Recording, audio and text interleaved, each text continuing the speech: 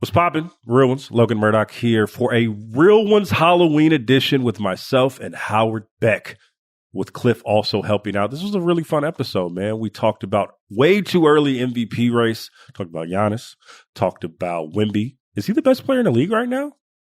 I think so. I'll tell you why. We talked about Nikola Jokic, Tyrese Maxey MVP talk. You know, that was a Cliff edition.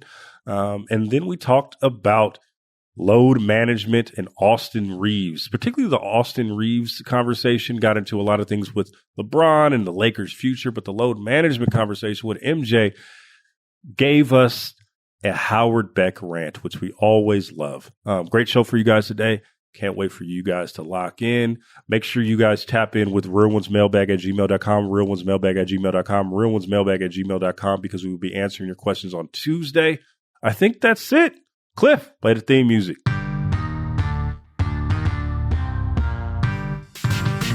What's poppin'? Real Ones, Logan Murdock here. Howard brother fucking Beck there. Cliff, CC, big CC in the cut. We're talking very early MVP discussions. We're talking Austin Reaves and we're talking Michael Jordan load management. And we have a Real One of the Week today, but let's start with the obvious. Cliffy Boo, not the 2 or the 3, is here. Happy Halloween, my brother. What are we doing today? How are we starting this off? It's good, man. I'm feeling great. Blessed to be here with you, Beck. Shout out to Beck, man. Beck is going to be outside tonight, so I'm waiting. Beck's going to be outside tonight? I'm waiting to see his Halloween costume. But, you know, we got to get to something spooky that's going on in the NBA, and that's Victor Wembanyama. I mean, this guy, Logan, your MVP pick this might be a lock at this point, right? This Spurs start 5-0 for the first time ever. Wemby's averaging 30, 14, and 3, almost 5 blocks per game. It's like better than half the teams alone in blocks per game. MVP discussion. Logan, where are we at with this right now? How are we feeling about Wemby and this MVP lock? I think he's a lock. I think he's right there at number 1. I think, and I'm really overreacting at this point, but every time I see him, I'm like, this is the greatest player in the league right now. And I know that people are going to be like pushback, like, no, he's not. No, he's not. He is the best player in the league at this very moment. I don't see anyone better than him at this point. I don't care if this is going to be on the Old Takes Exposed episode of Real Ones later on and what we got wrong. If it is, I don't believe it's going to be, but Beck has just a certain magic to his game, and I feel like it's all coming together because he's stopped taking all the threes. He's going to the cup, but more importantly, his versatility within that offense and defense is what really unlocks the Spurs, right? Like, he can be the point center that you need him to be to get an offense ready, right? But also he can get into the post and let Stephon Castle, who's been great this season, do his thing. Dylan Harper, who's been great this season, do his thing. And I think that that's one of the things that, you know, if he needs to go in a pick and roll, he can do it. If he needs to start the pick and roll, he can do it. If he needs to get him into the post, he can do it. And also defensively, the way that he's been versatile. And I think, Raja really touched on this too. Not only is he getting block shots, but he's scaring the living daylight out of offensive players who don't even want to put the ball up, right? And it's not just in the paint. If you're at the three-point line and you see Victor from the paint coming at you, you're going to think twice about even shooting that 3. He has been a transformative force. He has the numbers to back it up. This team is doing great. I think he's right there at number 1. Well said. Great presentation, Logan. Great stuff. There are no locks on October 31st. There are no locks for anything on October 31st of the NBA season. I'm sorry, guys. I hate to pour cold water on this.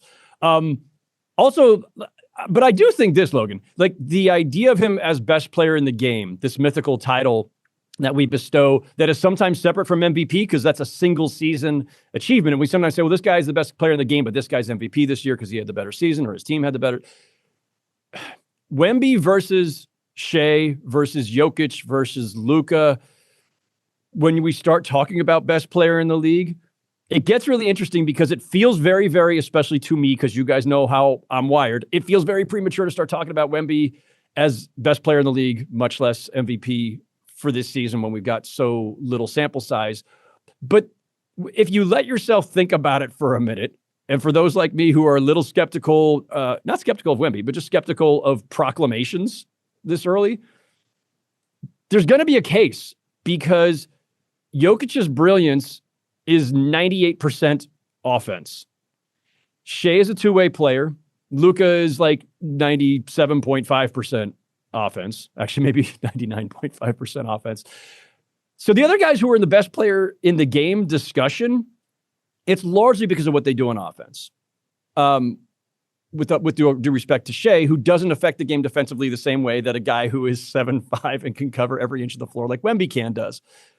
So it does open up a discussion. It's too soon for that discussion, guys, but it opens up the discussion. And I think we all kind of figured over the last couple of years as we saw Wemby so comfortably, not after the very beginning, but eventually start to comfortably evolve into an NBA player and get a feel for things and figure out the best way to use all of his talent and size, that the possibility of him being a multi-time MVP and a multi-time DPOY and an all-time great, it's all out there on the table, right? It's all in the picture. We can see it. We can conceive of it. But, he's got to do it. They have to win. He has to stay healthy. He has to do it in the postseason. Like, there's a lot of milestones to clear before we can truly get into that. But I don't think it's unfair to let our imaginations run wild a little bit, because he makes our imaginations run wild every time we watch him. Yeah. And I mean, all of those things. And also this, we talked about this last pod, the start that the Spurs have right now in terms of scheduling is really going to be on the side of Wemby when we're talking about wins and the thing that he needs to build an MVP case. Obviously, it's too early, but that's not the point of this discussion, okay? Which he's doing just a little bit, but no, like that's crazy. I have never been more excited in my life to watch a Spurs game. In my life.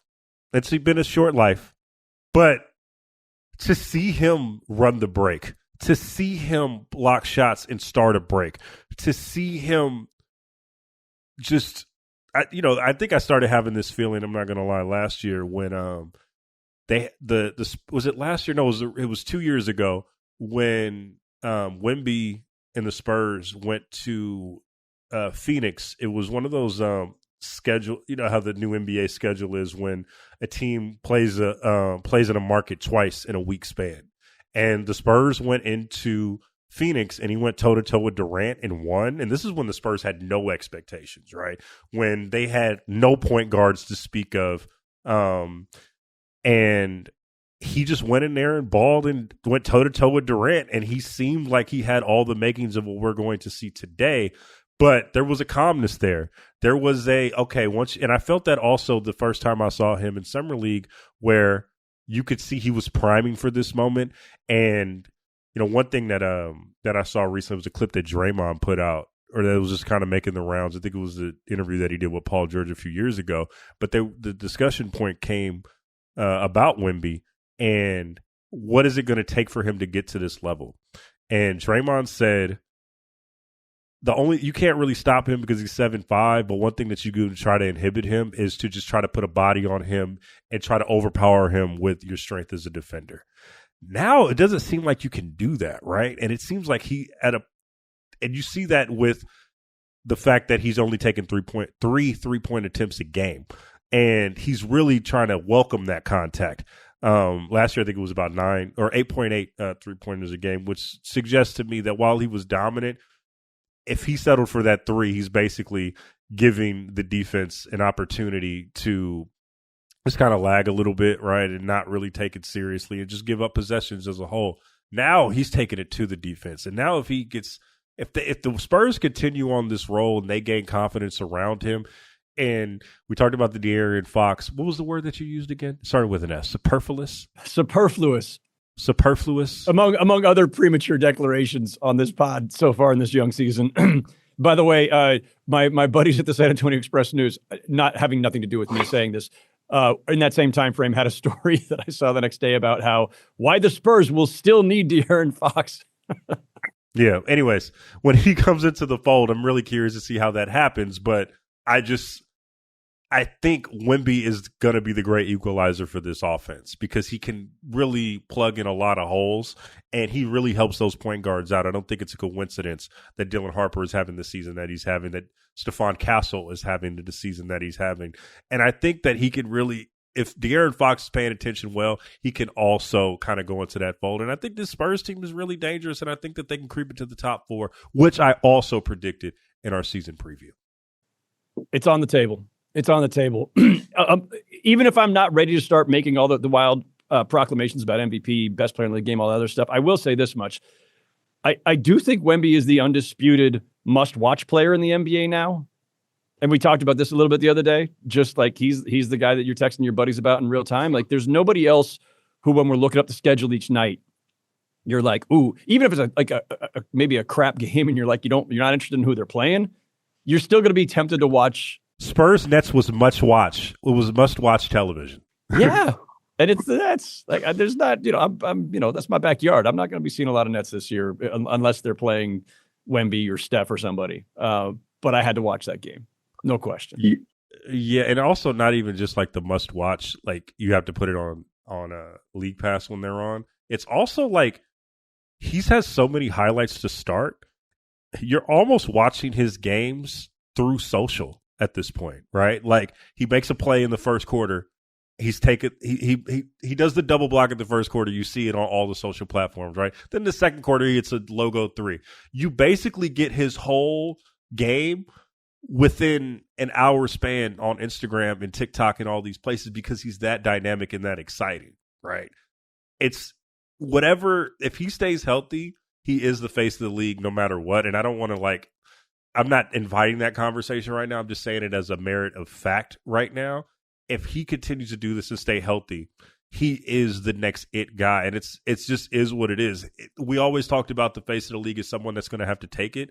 And through 5 games, he's pretty much the must-watch spectacle of this league. And I think that that's what's important. And I think that also can strengthen his MVP case because we continue to want to watch him and we're going to continue to see him evolve and we're going to continue to see him make big plays. So I think that's his argument thus far. Yeah, you got anything else on Wemby? Nah, I think we well covered it for now. We got many, many weeks to go of this. So we got to save a little bit of. This is going to be the new Wemby podcast. We're pretty much going to talk about him every week. We got to save some hyperbole for January, February, March, and April, and possibly May. Maybe June. Did I say May? Maybe did you? That was hyperbole for October. Okay. All right. Well, who's next on the MVP list, Cliff? On the MVP list, there's a guy on the Milwaukee Bucks named Ryan Rollins. It's like, yo, I kid you not. Hold on. I kid you not. In our chat, Connor Nevins, who holds it down for us at the Ringer in the podcast space, he was like, serious question, who is Ryan Rollins? in our real ones chat, it was hilarious. Which is a perfectly fair question for about 99% of the population watching the NBA. That's a perfectly fair question. However, get back to the Bucks, the young Bucks, who I really enjoy watching, by the way. Logan, they beat your Warriors, your Golden State Warriors, 120-110 last night. Giannis. Chill. Hold on. Chill. Okay. They're not my Golden State Warriors. They are Howard's Golden State Warriors. Howard is the one. Y'all both from the Bay. He is. Howard. I have to just point out did the night thing. Did the night celebration that became the screen grab for the podcast. I didn't do that. That was him. They asked us out of the blue to do something. I was not prepared. I had not prepared. Howard got caught up in the rapture. It was the easiest thing. What is the most recognizable NBA gesture right now? It might be that little pool, this thing right here, where everybody does that, the Jordan Poole celebration. Oh yeah. Wow. Nothing involving Jordan Poole is the thing. Yeah. Anyway, yeah. Howard is definitely the Warriors propaganda artist at this point. Talking shit on Jordan Poole. Go ahead. Who are we talking about? We're talking about the Giannis, right? We're talking about Giannis. We talking about Giannis Antetokounmpo, who's on an absolute tear, probably just as good of a tear as Wemby is for this MVP discussion, averaging 36, 14, and 7. Although he did sit out last night against the Warriors, the Golden State Warriors, but ducking the smoke. The young Bucks held it down. Ryan Rollins, 32 points, and Logan said, "Who is this guy?" He said, "What is going on with this guy?" But the Young Bucks held it down. AJ Green right now is currently averaging 11 points per game, shooting 55% from three. Gary Trent Jr. is averaging 13 per game, 39% from three. And Ryan Rollins is averaging 18 per game, 44% from three. The Bucks are currently 4-1 in the standings. How do you feel about the Bucks and how do you feel about Giannis's MVP candidacy as well? So Basketball Reference does their MVP tracker, which, like everything else at this stage of the season, is going to be warped by small sample size. But Wemby is actually the favorite at 40.5% in the track. And the tracker is just like, it's just process. It's an algorithm, right? It's just processing past results for MVP and it bakes in record and stats and everything else. So Wemby's at 40.5%. Giannis is second at 30.5%. And then it drops precipitously. Maxey at 12%. Jokic at 7.6%. Jokic, the consensus favorite preseason. Shea, the defending MVP, is down at 5.7%. And then after that, do you guys want to guess who's after Wemby, Giannis, Maxey, Jokic, SGA, coming in at 1.4%? And Edwards? Steph Curry. Another guy who's off to a... Austin Reaves. There you go. Austin Reaves. On the MVP tracker. We'll get to him in a second. Giannis has been awesome. Ryan Rollins is making people look up his Basketball Reference page in his Wikipedia. Shout out to Connor. But Giannis is doing exactly what the Bucks obviously hoped, what Giannis, I'm certain, I would imagine, envisioned, and what anybody who is a diehard Bucks fan, after an entire summer of them being tortured by all of us in the media saying, is this the summer he asks out? Various, unsourced reports and anonymous murmurs and all this other stuff. The best case scenario for the Bucks was going to be Giannis plays it cool. We'll wait and see, which is essentially what he said. He said 6 or 7 months. I might feel differently, but right now, this is where I am, and I'm committed to this team. And he's brushed away everything else, all the chatter. But the best case scenario is that Giannis has that mindset, that he backs it up with absolute peak Giannis play, which he has, that he becomes basically their de facto point guard because they don't really have one. Due respect to Ryan Rollins, who's he has put up back-to-back career high scoring games, but Ryan Rollins isn't going to be your classic NBA playmaker, organize the offense guy. He's a feisty ass defender and has put up some points now. But Giannis is the engine of this offense on most nights. Last night, obviously, an exception. But Giannis has done it all, and he can. And I think what the Bucks felt in the offseason after getting Miles Turner, which, obviously drew mixed reactions because of what it did to their cap by waiving and stretching Dame. Is Miles Turner at this stage worth that money? Is this the last bullet you could fire because you really don't have any other ways to go here to bolster the roster? But they felt good about it because of what Miles Turner can do at both ends, and because they knew that Giannis, unleashed as just your all-purpose playmaker, scorer, everything, defensive anchor, leader, that if they've got shooting and even a little bit of playmaking around him, they can get by at minimum. I don't know if anybody there would proclaim them a contender, but I think that they felt that with Giannis at his peak and a solid enough supporting cast and some young guys like Rollins and Green with upside, that the potential to, at least be competitive in a kind of weird Eastern Conference this year, that it was there. And that's what we're seeing so far. And Giannis has been awesome. You just talked about it. I think he's been great. I don't know how sustainable the supporting cast around him is. I watched that game, and I'm probably the only person on this call that knew who Ryan Rollins was, considering he was in the Bay Area and he was a second round pick for the Warriors. And I can tell you, no one saw this coming. He was in the pool trade as a throw-in, and then got rerouted to Milwaukee. No, the Wizards waived him. Yeah. Rebuilding, tanking Wizards waived him in January of 2024, and then the Bucks signed him to a two-way deal initially. Yeah. Real contract this past summer, 3 years, $12 million. So yeah, this is a guy, this is like Jeremy Lin-esque, where it's teams just keep tossing you aside and then suddenly boom, Yeah. And then so he gets into the guard rotation, and it's one of the great early stories of the season, but there's no reason to believe at this very point that he could sustain this over an 82-game season, right? And then also, say he does, then you're going to have to trust him in a playoff setting to, get to play playoff minutes and play at a high level in the way that Giannis wants to, in the setting that Giannis wants to in June. And I don't know if that's realistic at this point, or you can say that's realistic at this point, which makes it just kind of, at this point, the potential for fool's gold, which I'm scared for Giannis, right? But the thing with Giannis is, man, it's getting to a point with his little double dutch, like in and out. Am I going to leave or am I not going to leave? Like, it's getting to a point where I don't believe Giannis is ever going to leave Milwaukee, right? Like, because he keeps saying it, he keeps poking it out there. And I think, like, during the Knicks game, there were some like lip reading people that said, like, I'm not leaving. Was it I'm not leaving, or was it like this is my city and I'm not going to ever leave you? At least that was what the Reddits and the conspiracy theorists out there were saying when they were trying to lip read. Which Howard is out here, shaking his head no, because he doesn't believe in conspiracy theories. And also, I will say this: I'm not going to shout out the cameraman, or I will shout him out because he cut it. That camera angle at the Knicks game just at the right time where we were about to read his lips, and they cut it to his brother. And I'm like, yo, man, we wanted to see what Giannis was saying.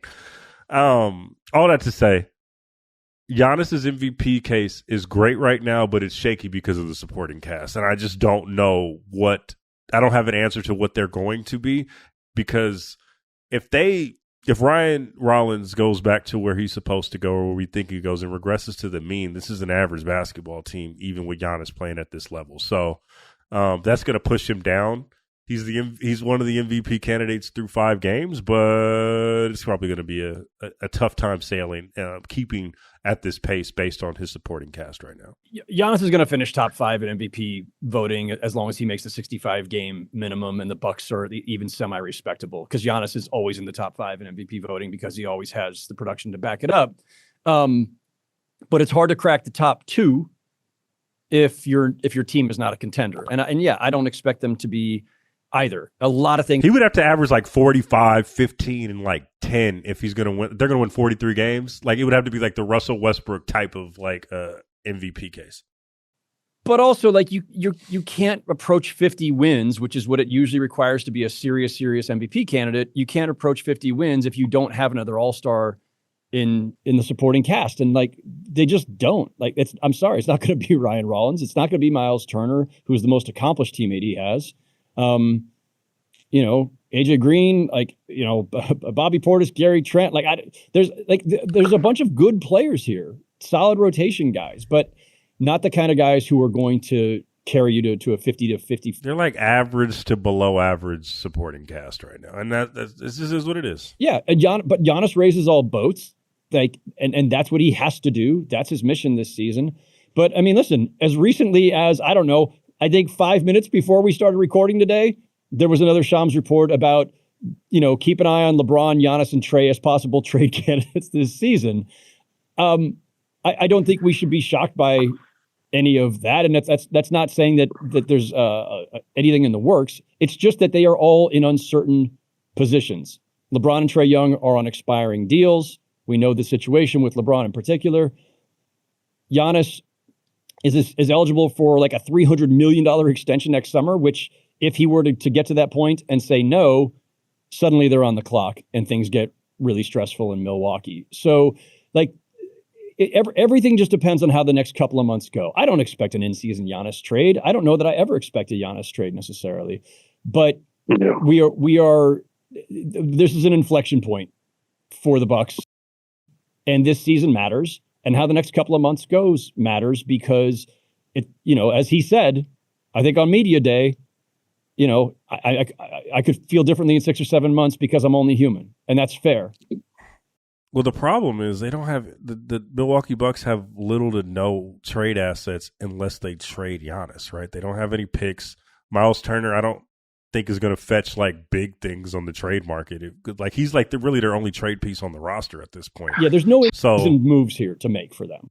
No, not at all. And so like I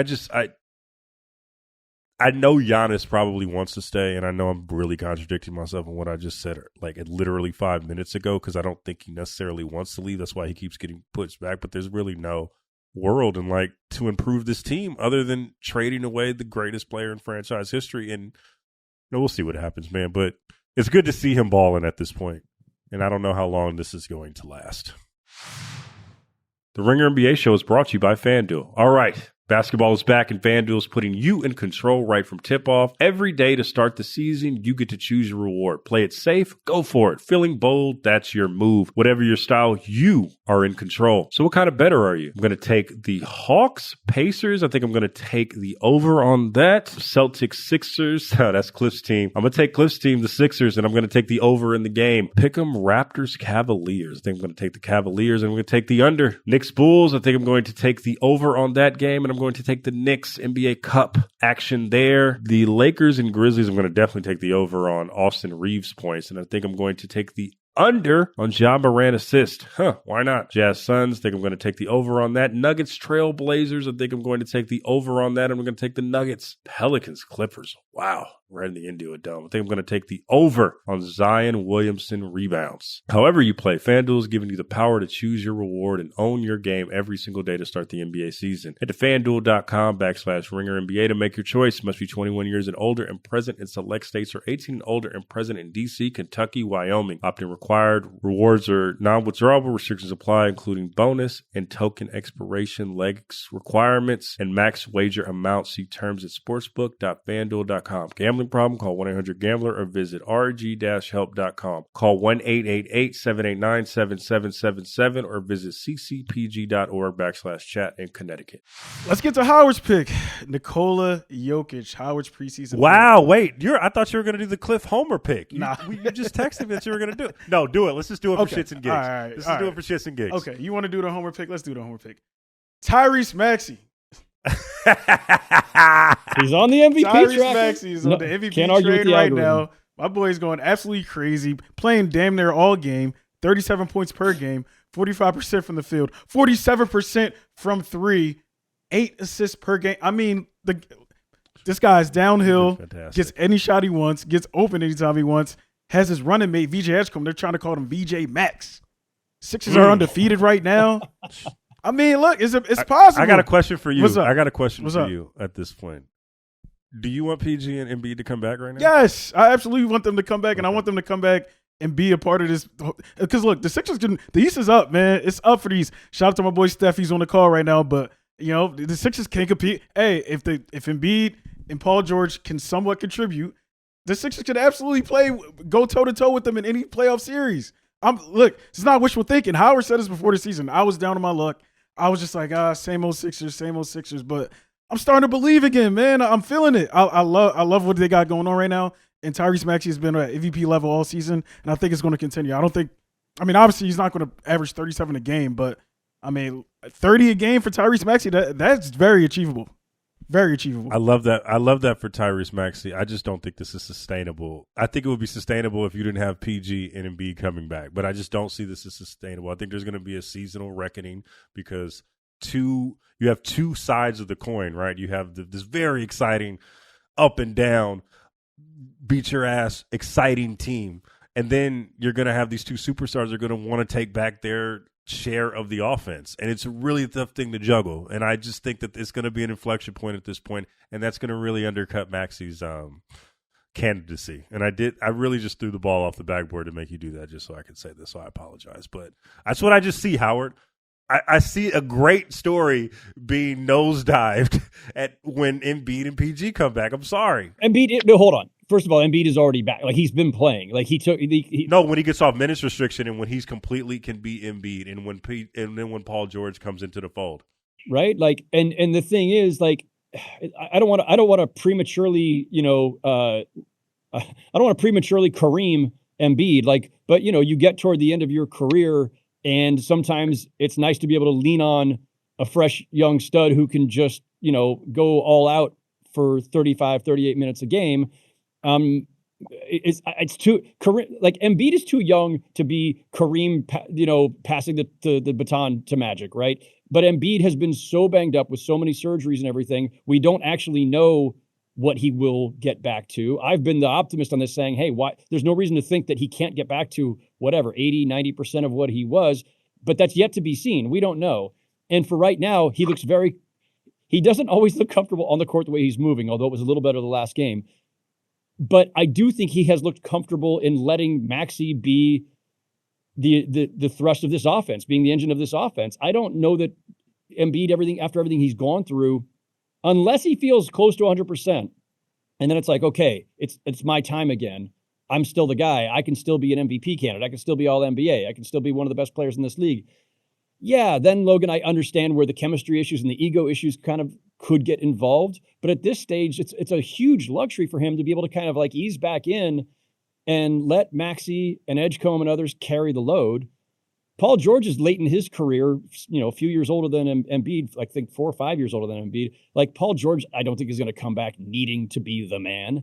So I'm not as concerned about the chemistry thing as you are. I'm more concerned just about like the overall, like the basketball chemistry, the mix, whether the two older vets can stay healthy long enough for them to be that competitive. But the talent across the board is there, especially if Edgecombe is going to have a rookie of the year type season. And Maxey, obviously he'll come back to earth a little bit, but I think my concern with Maxey is like, dude plays just so all out. I'm a little worried about like the minutes and the wear and tear, because he also just takes a beating. Like he's constantly throwing himself in there among the trees in the paint.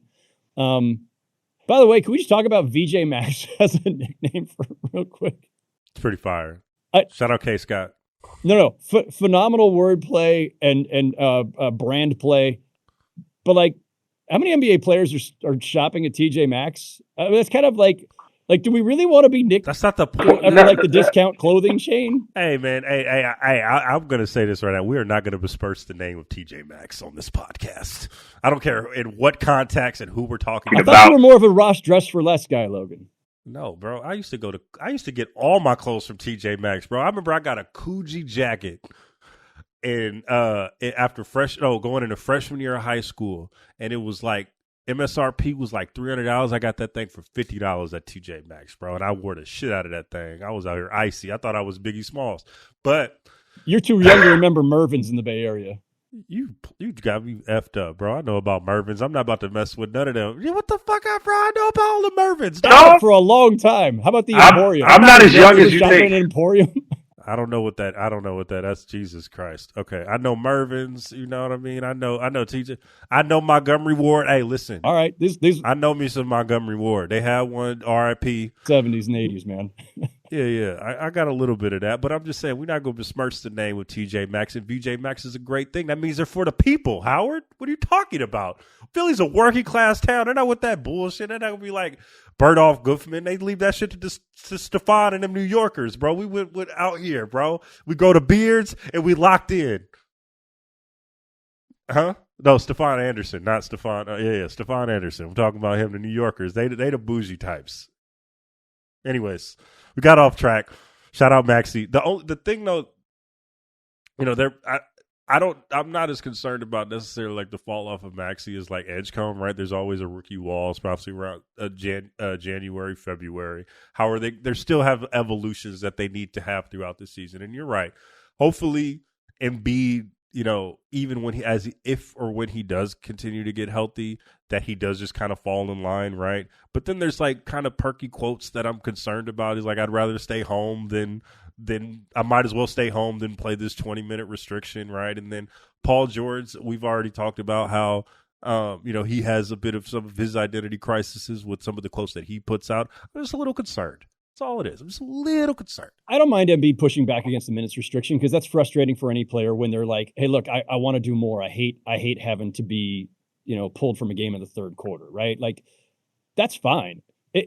I'd prefer that to I got to shoot 20 times a game, or I need the offense to run through me, or, various versions of that. He's not saying I still have to be the number one guy. Is this less Kareem and maybe more late stage Pat Ewing? Late stage Shaq even. Yeah. I mean, it's tough when you've spent your entire career as the guy and you're used to just like dominating people and having everything revolve around you. Like it is tough to kind of downshift or take on a secondary role. But I don't know, the accumulation of all the injuries and surgeries and everything that Embiid's gone through. I don't know. Maybe that's kind of changed his outlook a little bit, but we'll see.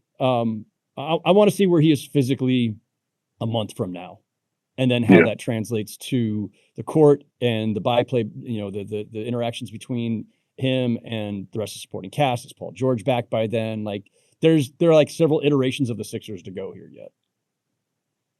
A lot of Sixers talk, Cliff. A little bit more than we do most of the time, but hey, we're here. I didn't even ask for it. I was trying to get to Jokic. I wanted to get to a real MVP candidate. The dude is currently averaging triple-double right now.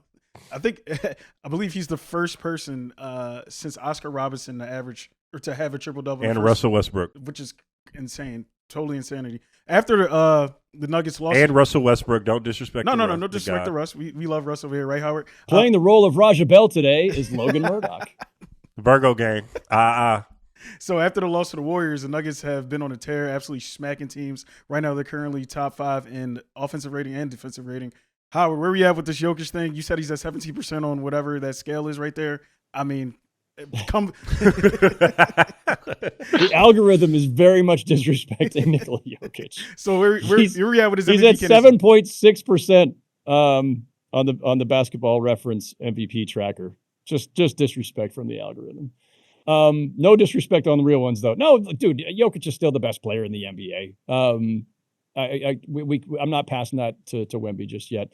The Nuggets are off to a perfectly fine, solid start. I think Cam Johnson's still kind of finding his way with them, but Aaron Gordon, really fast start to the season. Jamal Murray's looking like his old self. The Nuggets are right in the thick of things. Jokic is just doing Jokic things, which we will. I think he long ago reached the take him for granted level of NBA star, where he puts up these stupid numbers on ridiculous efficiency, and we're just used to it. We're numb to it.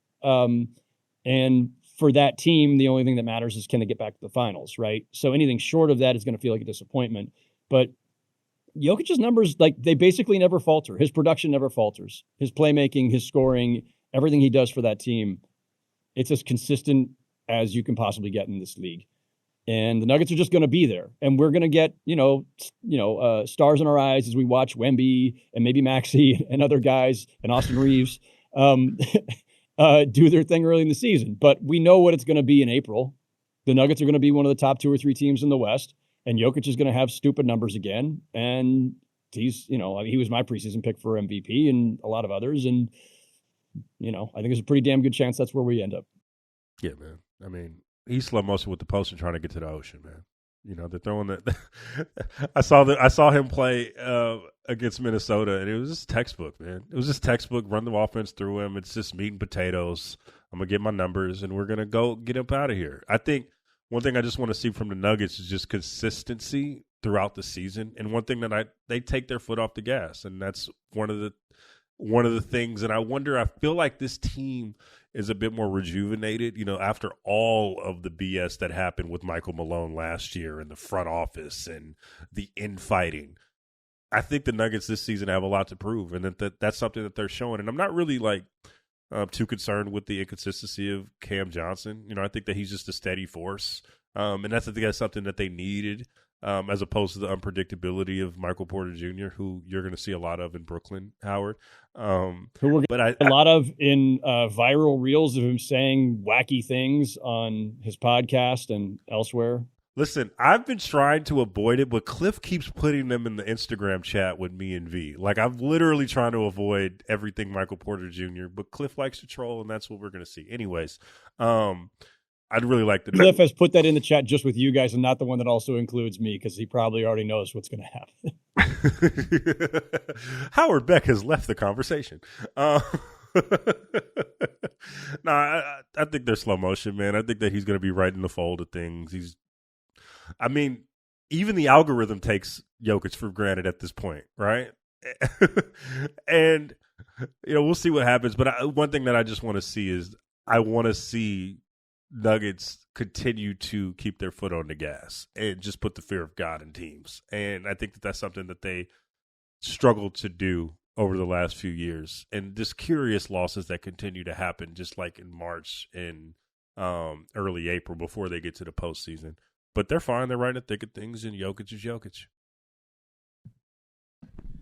I like it a lot. Now, Logan, let's get to Austin. I'm him. Reaves going crazy right now without LeBron and Luka.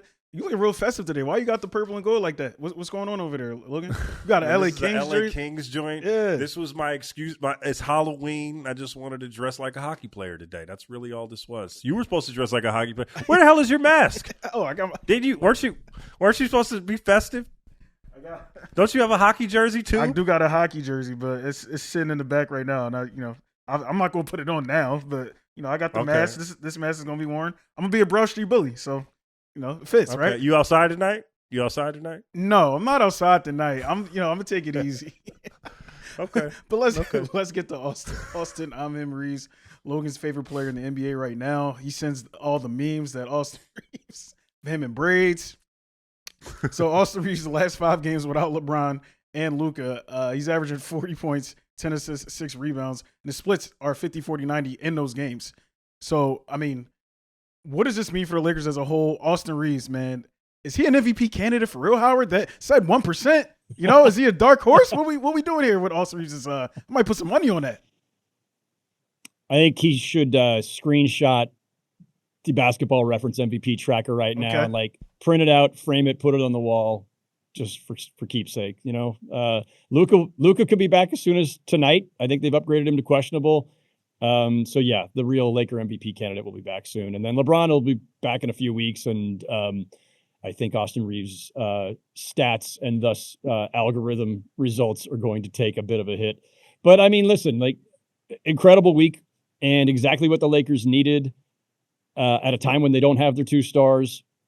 And we've seen flashes from Austin Reaves before. He's a really talented offensive player. He can do a lot with the ball in his hands. He can run your offense. He can score, and he can get on a run like this. I don't think this is what you expect for an 82-game run. I don't think in a potential future without LeBron, it's suddenly the Luka and Austin Reaves show, and you can say, there we go, we're good to go. I think that's a bit of a stretch. But listen, this is a win for the Lakers on several levels. Homegrown, undrafted, Rob Pelinka in his front office found this guy. He has done nothing but improve every season. He's already 27 years old, right? It feels like he's young because he's only in his 5th season, but he was a 4-year player and he's 27 years old. So he's in his prime. I'm not saying he's old, but this is not you don't expect a ton more growth or evolution to happen by the time a guy's hit this age. He gives them some sort of assurance so that in the course of this season, when Luka or LeBron are not available or ailing, you have somebody else you can play through. That's great. He's also heading to free agency, and the price on him, it seems like, just keeps going up year after year for when he hits free agency. And, a run like this only enhances that. Our buddy Dan Weike over at The Athletic had done a story right before training camp, noting that Austin Reaves had turned down a 4-year, $89 million extension this summer in June. That would have been $22 million a year. That was the most the Lakers could offer in an extension. He has a player option for $14.8 million next summer that he's definitely going to turn down. And so Dan Weike, again for The Athletic, talked to a bunch of people around the league over the course of the summer. They expect Reaves to earn, this is team and league sources, expect Reaves to earn more than $35 million a year on his next deal, and that a couple of them even said he could command $40 million a year. Oof. So that's a lot for the Lakers to have to consider, right? Because Luka's making the max. Austin Reaves could be making 35, 40. It starts to really squeeze you when you still actually need a second star, right? I don't think Austin Reaves should be your 3rd best player in this equation if you're trying to contend. So LeBron could come off the books. Austin Reaves stays on if they're keeping him at that price. It gets tricky. I do wonder, and one thing I was wondering was when you're finally going to get to the point of does Austin Reaves make LeBron expendable? But I do wonder about the market, right? Especially when the NBA is in this hard cap era, because yes, he is playing out of his mind, and there's a bit of a Lakers tax with Reaves. But if you're paying Austin Reaves $40 million, that's face of the franchise money. So what other team is going to take that risk? The Sacramento Kings definitely exist, right? But I don't know if they're going to necessarily have the cap space. They might, but if they do some maneuvering.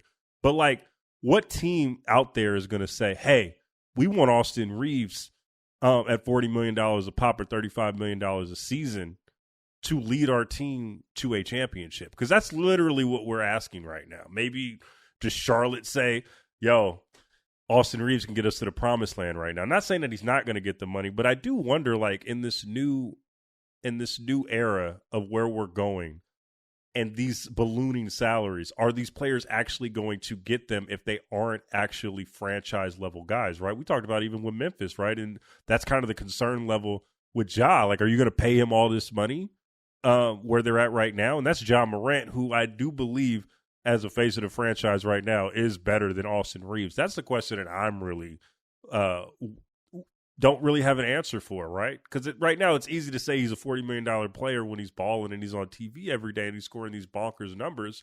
But, like, if a team actually wants to win a championship, do they want to build around a guy like that who you said is 27 years old, is probably not a second, even a number 2 guy on your team? Like, what is the expectation when you're bringing in Austin Reaves into the building? That's, you know, like, it's a little too inflated, and I do wonder as we get into a hard cap and we get into this new era. I know you can't necessarily guard against, you know, front office stupidity, but is that really the right decision going forward if you're another team trying to poach a guy? Like, you're trying to spend $40 million to get 39 wins? Like, I just don't see it. Like, that's going to be increasingly be a scary proposition as the years go on, when you see the Austin Reaves of the world play inflate, like, maybe above their ability during a few week stretch. Like, I just don't have the answer for that. And I think that that's going to be something that's going to be interesting going forward. Yeah, to be clear, like, those estimates on what he might earn next summer, that was from interviews that Dan Weike was doing back in, like, September and August. That's before he goes on this historic streak that he just went on. Historic for him. Well, what I'm saying is this something. I get it. They're saying this in September. They were also saying that shit about Kuminga a few years ago too, as well. It's one thing to predict what he's going to get versus him actually being in the open market. When we talk to people around the league, executives, scouts, other people, and we start trying to get a sense of, like, a guy's worth, his trade value, his free agent market value, all that stuff, I think it's definitely baked in, Logan, as you're pointing out. Like, it's easier for guys to say this in theory based on, oh, I'm seeing this guy do X, Y, Z every night. I think he could command this kind of salary. That's what it would be worth. And the market conditions are different, right? Because, as you note, we are in a virtual hard cap era. It's not really a hard cap. It's the second apron, but it's functioning for a lot of teams like a virtual hard cap. And things are tighter than they've ever been. And the last couple of summers have been pretty quiet on the free agency front. I think there's maybe a half dozen teams that could have significant cap room next summer. And the summer after that, it's going to loosen up even more. So we are going to get closer to equilibrium again, right? Like, it takes teams a while to recalibrate when you're in a much harsher, tighter new economic system. But we will get there, and there will be cap room. The question is, and this is the thing I've been posing to front office folks the last couple of years, ever since that CBA went into effect, is, are we going to see a kind of a recalibration of even how we value second and third tier type stars, right? And this is not to pick on a Zach LaVine or a Brandon Ingram or guys at that tier, but guys who were getting max money at one time, but when you realize they're not really your franchise star and you can't build a competitive or a contending team around them, you need to ratchet those down to second tier to third tier money instead. And so the question becomes, when Zach LaVine comes up, he's not getting this kind of money again, right? So what you don't want to do is make Austin Reaves the next, like, Zach LaVine. Apologies again to Zach LaVine. I don't mean to be picking on him, but you have to pay guys their actual value. Sometimes it has to be a little bit above, but you'd like to pay them at their value or below to actually have a functioning roster that you can continue to build out. Because if you overpay a third or second tier player and make them a max guy, make them the guy that is being paid like a franchise player, you're screwed. And in this system, It's really hard to regain that flexibility. You've just married yourself to, a really tight cap situation and very little flexibility. So I do think there's going to be a recalibration. I do think that teams are going to hold the line on the Austin Reaves types, where no, you shouldn't be paying him probably 35 or 40 million if you expect to build. Now, granted, the cap keeps going up too, right? So we really need to think in terms of percentage of the cap and not so much these eye-popping numbers.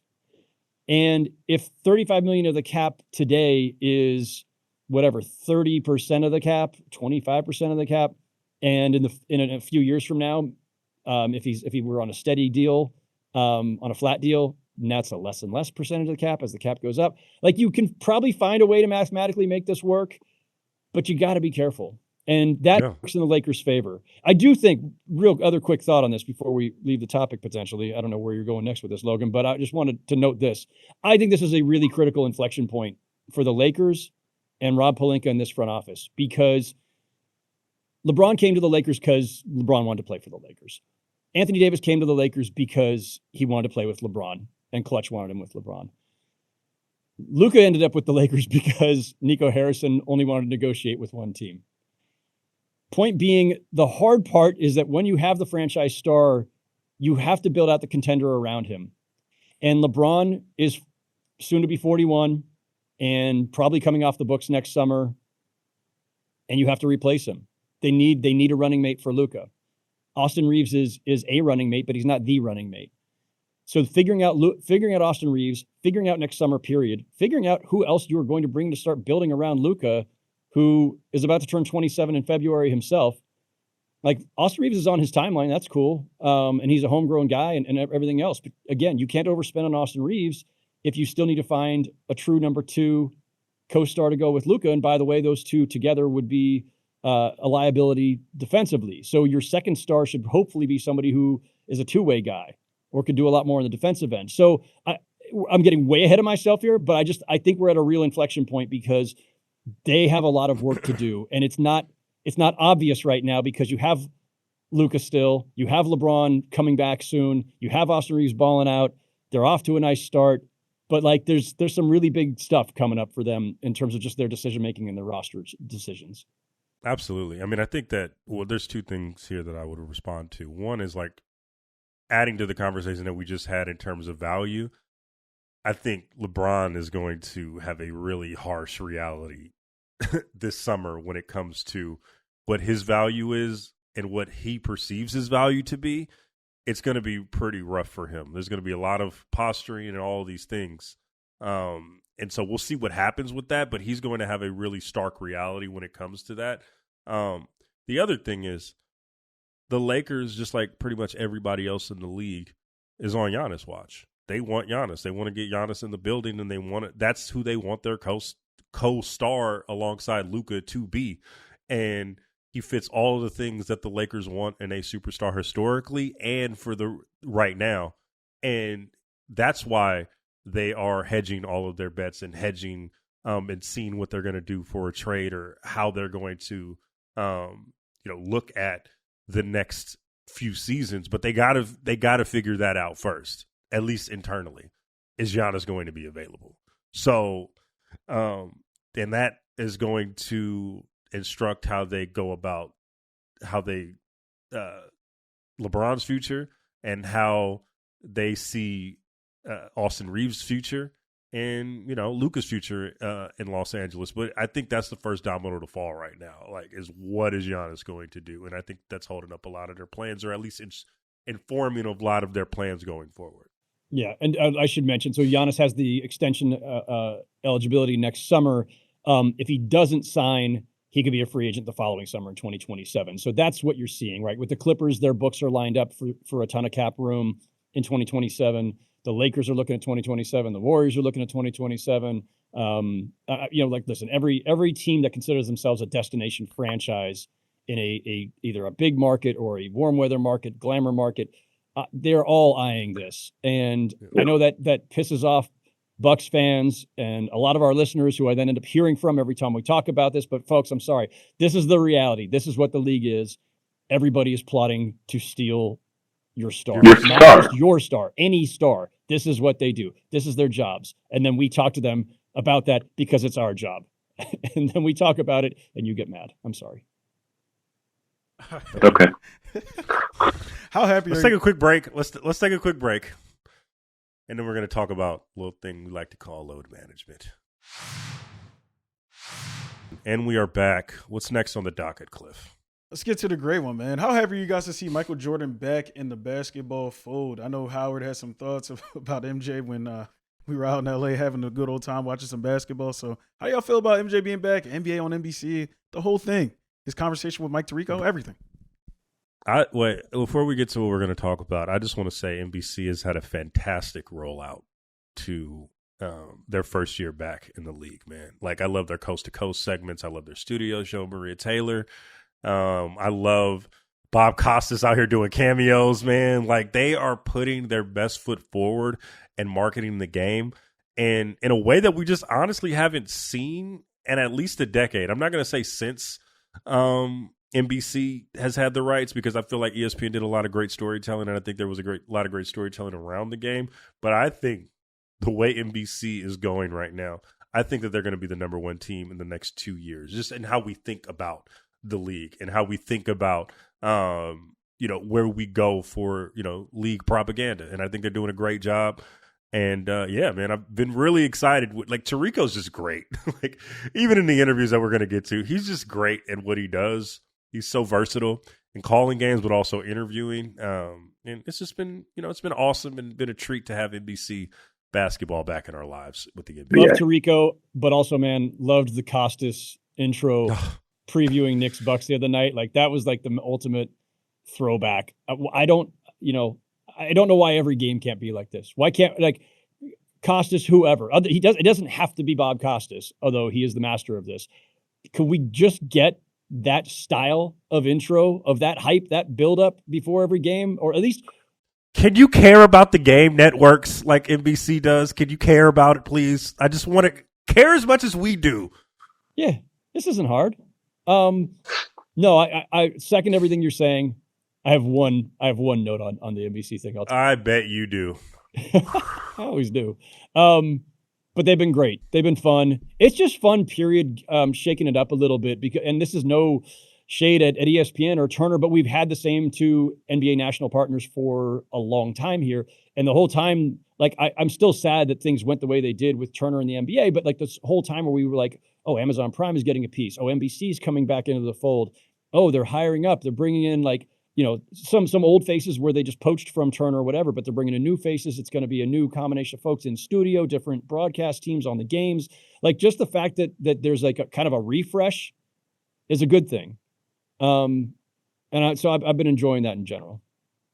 Anyways, the great one had a conversation with Mike Tirico, and he mentioned load management in today's players and load management. Let me just give you guys a quick quote. It shouldn't be needed. I never wanted to miss a game because it was an opportunity to prove.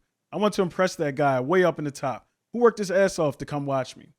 So, guys, how do you feel about Mike? He said a lot of other things in the mix of that too. But how do you feel about Michael Jordan being brought back to talk about load management in today's NBA players? I just want to say, like, I remember Howard just like sweating when he was reading the release that Mike was going to talk about load management, and he was like, "Oh God, I don't like it. I don't know." And it was the same thing that I had when I saw the release for the first Michael Jordan clip that came out. And I think this is great. I just made the decision, and I want to hear Jordan talk about everything. I don't care what it is. I don't care if I necessarily agree with him, but I think these interviews have been really, really good because Michael Jordan is just great, one, at talking and also making you emotional while he talks. And, something about that camera angle that they have at his house. You can't see none of his eyes. They're like bright yellow. And it's something about him, just the intensity that he brings to it, that he makes Mike Tirico wear Jordans if he's going to come in his house.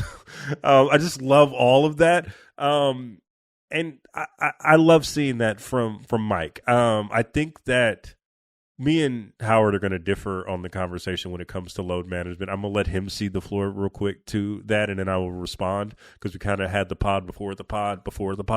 But the floor is yours, Howard. And then I'll respond based off what you say. Listen, in general, I think any Michael Jordan participation in today's NBA and just having his voice back is a positive, right? greatest player of all time by most people's measures. And, ever since he retired, when he's gone into ownership, executive of a team, all these other things, like he's been pretty scarce. We don't hear from him often. And he's still really important to the game. Everybody handles their retirement and their post-playing careers in general differently. But I do think there's a responsibility that comes with being the guy who most of us think is the GOAT. And I'm glad NBC has him. I'm glad Mike Tirico is doing those interviews. I think, and this is not a criticism of NBC or Mike Tirico, because there's a logistics aspect of this and there's a managing Michael Jordan aspect of this. The unfortunate part about this series, from what I can gather so far, and I've not asked anybody this, it seems to me that they just recorded one long segment in one fell swoop in the off season, and then we'll just bust out, these 3-minute segments over the course of the whole season, which is fine, but it means you can't be timely. You can't check in on specific trends going on in season or guys breaking out. It's going to be more just Michael reflecting on things that are kind of evergreen, that are about this era or about his career or about whatever it may be. And I think every 3-minute segment will be captivating because it's Michael, right? To Logan's point, like it's just, we just want to hear from him. It's great, but it's all in a vacuum, and it's probably all going to have been pre-canned. But we'll have to be on watch to see if either of their outfits ever changes over the course of the next several months in these segments. I'm going to guess not. So that's fine. I think where I was cringing as Logan, not sweating Logan, just cringing a little, just wincing a little. Need to hear anybody else from the 90s and the 2000s weigh in on load management, or whether they shoot too many threes today. I just don't fucking need to hear it. And by the way, that goes for everybody of my generation too, because it's my generation that keeps doing this shit for the most part, and the one older than mine. I don't need to hear it. I don't need to hear why today's game isn't as great as the 90s or the early 2000s or the 80s or anytime else. The game is in great shape. It's a lot of fun. It is different than the game that you played, and that's okay. The game evolves. Deal with it. When it comes to load management, the problem I had with Michael being asked specifically, other than knowing what his answer was going to be before he ever said it, and again, this is not a criticism of Mike Tirico. I think this is a subject you almost have to ask Michael Jordan. Michael played 82 games 8 times, I think. Yeah, 8 seasons of 82 games, plus an 81 and a 78. But that was emblematic of that era. That was indicative of how players approached it then. That's indicative of where sports science and sports medicine were then, which was like basically the dark ages compared to where we are today. Things have changed. And where I don't want to hear from Michael on this or other people from that era is if you have not spoken to teams today, their front offices, their doctors, their analytics guys, their trainers, everybody who's involved now with keeping players healthy or trying to get them back to health, if you don't have contact with teams now and you have not had those conversations, then you don't know. Michael Jordan knows way more about basketball and has forgotten more about the game than I will ever know. But and neither of us are sports scientists, but it's part of my job to talk to the researchers and the doctors and the trainers and everybody else who manage this stuff so that I can try to understand it as a reporter. And what I can tell you is when Michael weighs in on this, he's doing it without having had those conversations, because what he's missing is the game is different today. They're running far more miles than they did in his time because the pace of the game is way higher. They're having to cover more ground in the course of a game because in this 3-point revolution era, everybody has to be able to guard out to the 3-point line. And so you're having to move a lot more. Go back, folks, if you don't believe me, and watch on YouTube the games from the 90s where they just, drag their butts up the court, get into a half court set, and then watch like Charles Barkley or Pat Ewing or somebody just like pound the ball on the block and back somebody down. Or they go, Iverson takes somebody in an isolation on one side of the court because of illegal defense rules. Again, go look it up, young kids. Illegal defense rules. The other 8 guys are on the other side of the court, stuck there, standing around watching 2 guys go. You didn't have to expend nearly as much energy. You didn't have to change direction as much. There was a lot less wear and tear on you. There were fewer miles, all of that. And on top of that, I'm guessing that Michael hasn't read the story by Baxter Holmes from 2019 on ESPN.com, in which he went really deep on how AAU ball has impacted today's NBA prospects, that where by the time they get to the league, there's so much wear and tear that they are more susceptible to injury. All of which is to say is that load management, while regrettable, and I agree with what Michael said about the guy up in the upper deck who paid good money and wants to see him play. LeBron has said the same at times in the last several years. We all want these guys to play as much as possible, but they are extremely expensive investments. This is their careers, not ours. And the teams have to do what they think is right by the player and also by themselves. And I'll just end on this note before I throw it back to you, Logan, because I've been filibustering here, but I thought it was really instructive that when they went back to studio to discuss this, Carmelo, who was of a more recent vintage, certainly came up on Michael in his time and very briefly overlapped during Michael's Wizards years that I'd pretend didn't happen. Actually, they didn't. Carmelo came summer of 2003, and Mike.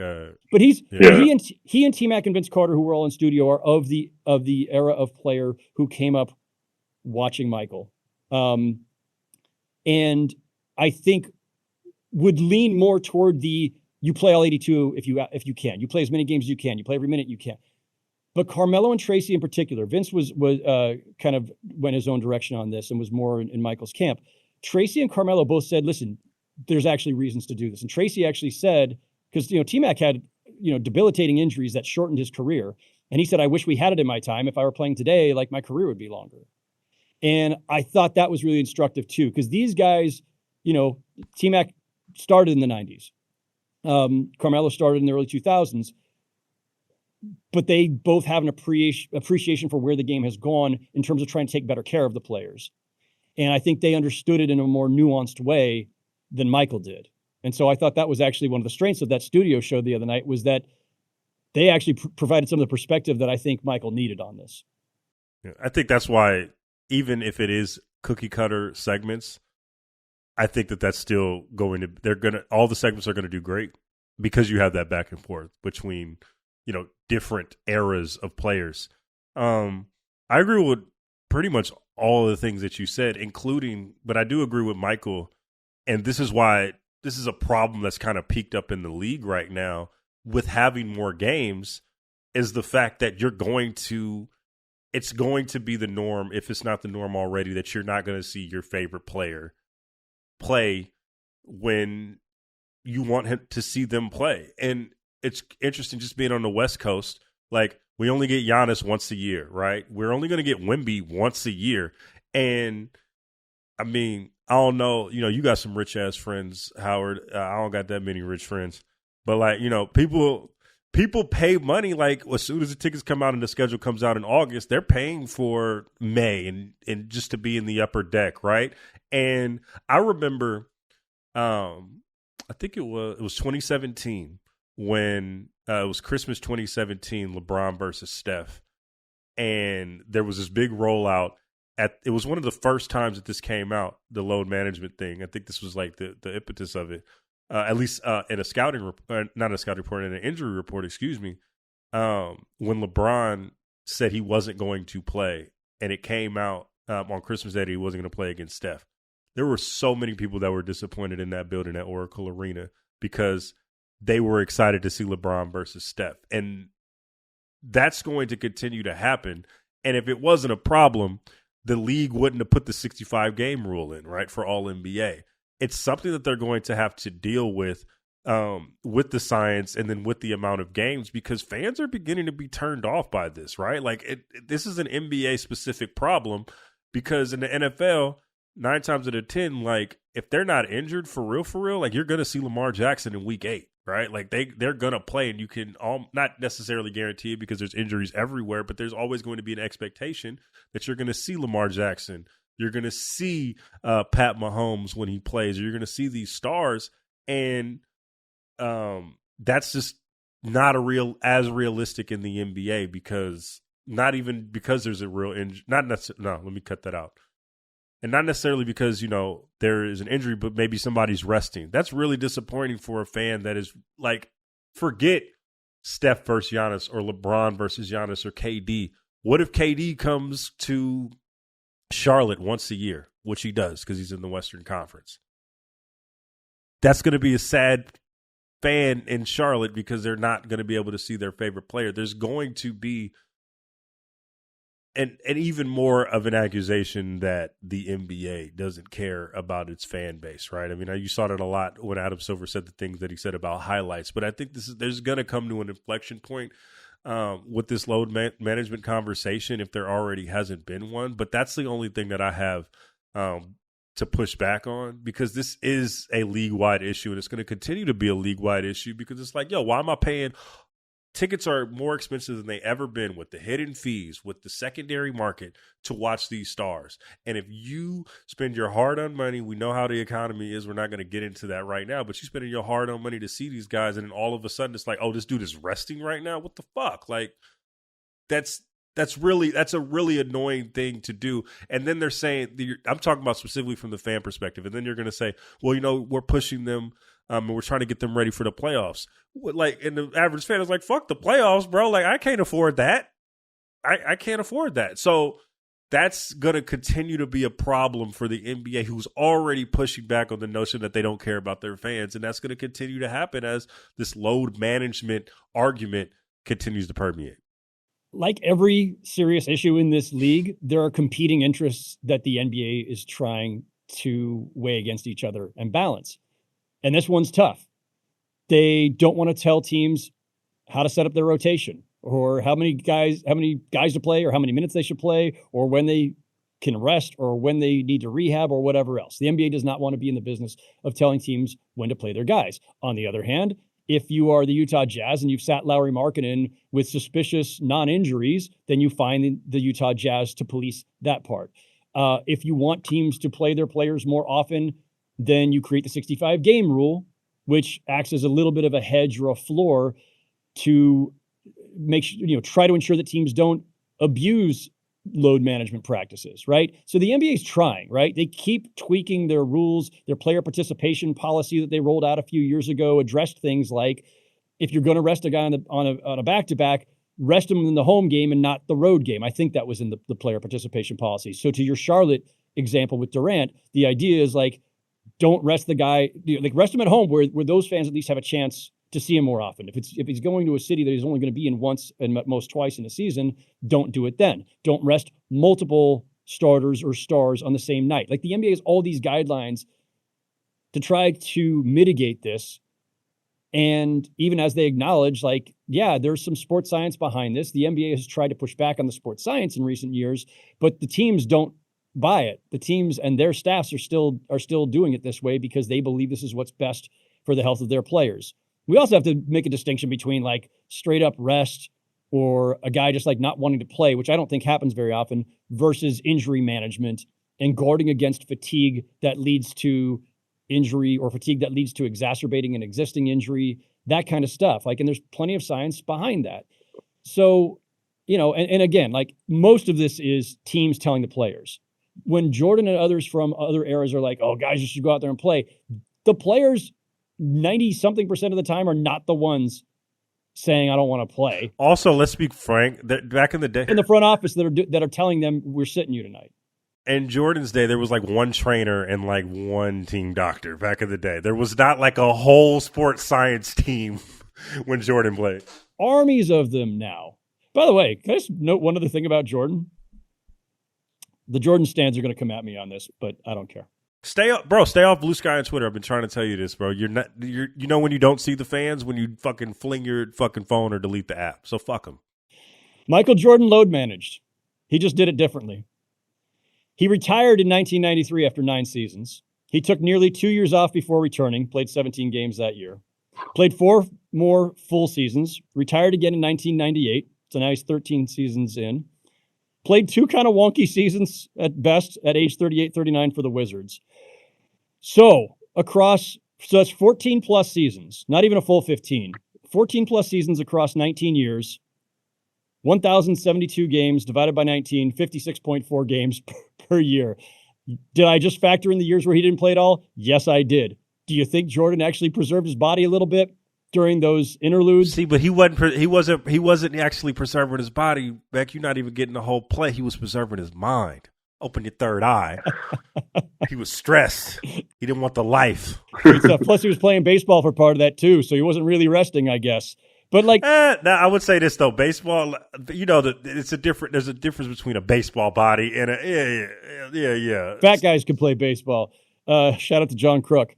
I mean, Jordan, like when he played, and especially in his prime years with the Bulls, he did play all 82 or as close to it as possible. So respect there. I'm being a little bit cheeky about this, but it's not insignificant that Jordan, over the course of his 14 plus seasons as an NBA player, had these big spans off entirely because he kept retiring and then unretiring.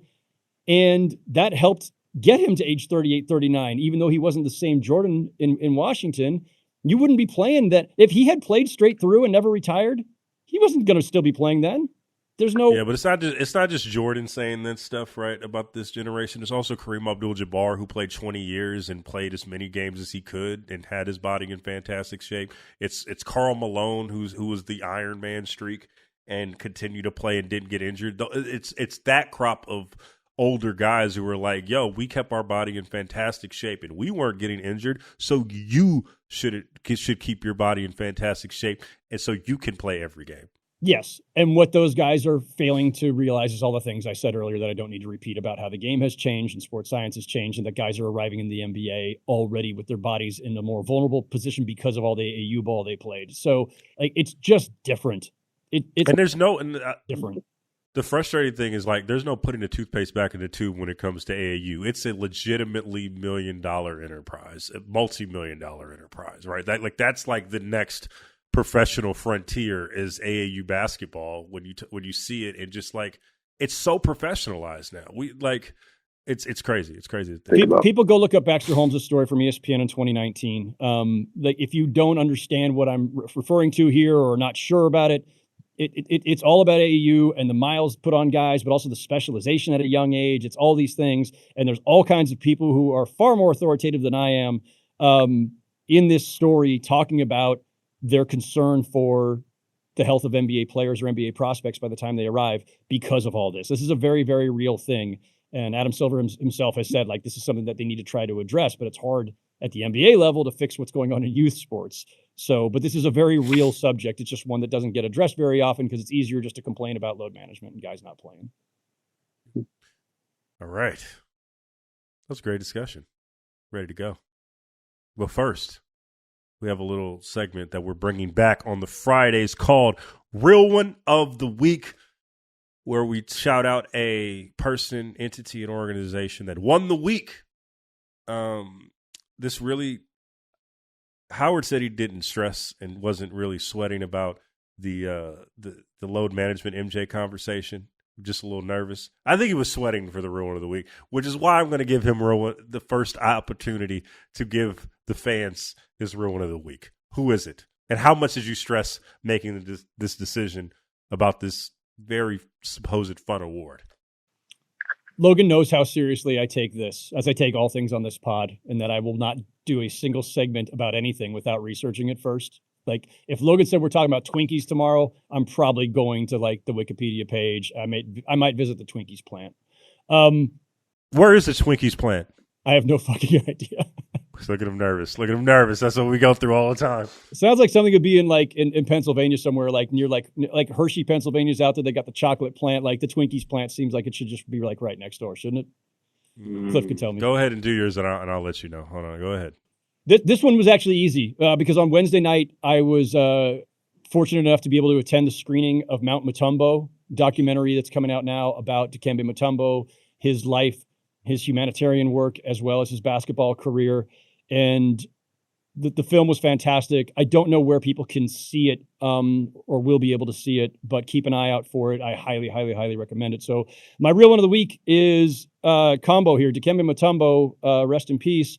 And the director-producer, Dina Crino. I don't know if I'm pronouncing her last name correctly. I didn't catch the pronunciation when they introduced her. But Dina Crino, director-producer Matt Mutombo. This film, it's warm, it's moving, it's funny. It's got a bunch of really great people in interviews with Dikembe before he died. We lost him a year ago to brain cancer, September of 24.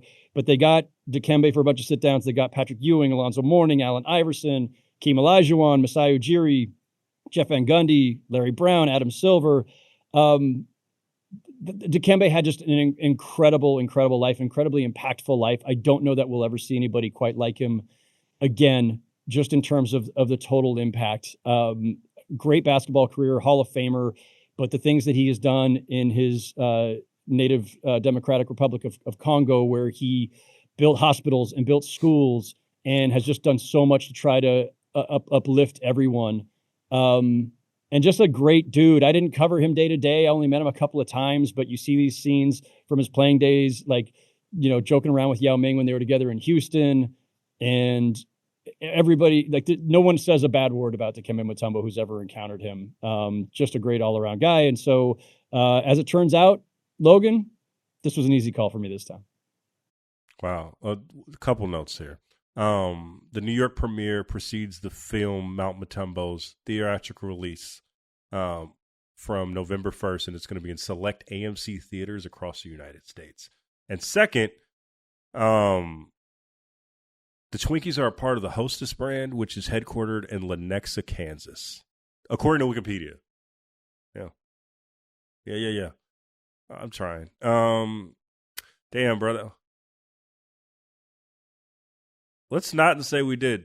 Damn,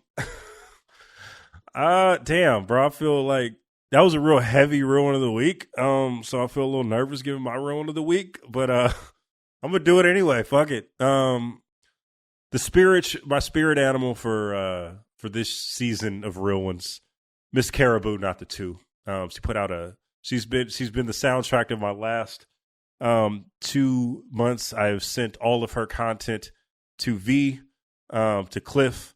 She put out a little snippet of a track that is bonkers last night. She's one of my favorite rappers out of Atlanta, her and Anicia, and two people that Howard Beck has no clue exist and probably will never listen to their music. But Caribou, not the two. Is he ready? Cliff, is Beck ready for this? Which song should I send Beck? Splash Bros? Splash Bros, yeah. Splash Bros, yeah, because he can relate to it. It's Splash Bros. Like, basketball. They kind of Splash Bros, do some references in there. Yeah, it's a nice little tie-in. Yeah. They're like they say they're like Steph and Clay. So yeah, you can relate to it. They're like Steph and Clay. They're my favorite duos, but I have gravitated towards Caribou, not the two, because I'm Logie Boo, not the two. And that is my ruin of the week. Yeah, it's great. All right, we gotta go. That's been another edition of Real Ones. Like I said, I am Logie Boo, not the two, aka Logan Murdock, aka Lolo, the flow from the OO. And that is Howard Beck, who needs to get the fuck out of Amy Poehler's studio. So that's been another edition of Real Ones. RealOnesMailbag@gmail.com. RealOnesMailbag@gmail.com. RealOnesMailbag@gmail.com. We are going to be answering your mailbag questions on Tuesday. It's going to be me and Howard motherfucking Beck. See you then. All the shits. Bye. Must be 21 years and older and present in select states for Kansas and affiliation with Kansas Star Casino, or 18 and older and present in D.C., Kentucky, or Wyoming. Gambling problem? Call 1-800-GAMBLER or visit rghelp.com. Call 1-888-789-7777 or visit ccpg.org/chat in Connecticut, or visit mdgamblinghelp.org in Maryland. Hope is here. Visit gamblinghelplinema.org or call 1-800-327-5050 for 24/7 support in Massachusetts, or call 1-877-8-HOPE-NY or text HOPE-NY in New York.